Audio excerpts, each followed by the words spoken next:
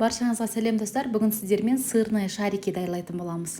Сырные шарики өте оңай әрі тез даярланатын, көп ингредиентті қажет етпейтін өте дәмді тіске басар. Сырные шарикиді қияр қызанақпен, әртүрлі рулеттермен, қазы-қартамен дастарханға ұсынады. Видео рецепті соңына дейін қарап, менімен бірге даярлаңыздар. Сырные шарики үшін бізге 200 грамм сыр, 1 дана жұмыртқа және 2 ас қасық ұн қажет.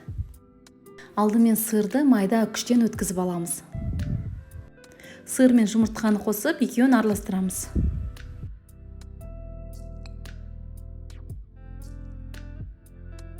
Екі ас қасық ұн қосып, жақсылап барлығын араластырамыз.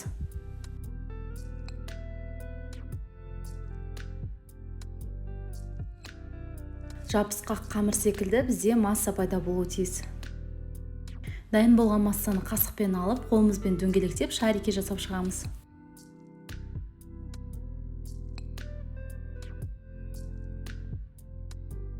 Сырные шарикиді көп көлемдегі қызып тұрған майда пісіреміз. Газды орташа отқа қоямыз. Жан-жағының барлығы біркелкі болып пісу үшін қасықпен айналдыра отырып пісіреміз.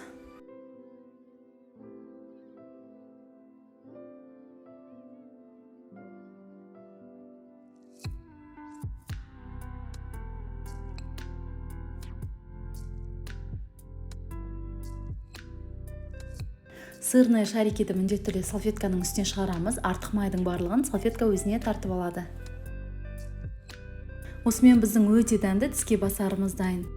Ал мен сіздермен қоштаспаймын. Алдағы уақытта тағы да көптеген тағамдардың рецебімен, әртүрлі торттар мен десерттердің мастер-классымен бөлісемін. Сондықтан міндетті түрде менің каналыма тіркеліп, жаңа рецепті жіберіп алмас үшін қоңырауды басып қойыңыз. Менімен бірге болып, менің каналымның дамуына үлесіңізді қосып жатқаныңыз үшін сізге алғыс айтқым келеді.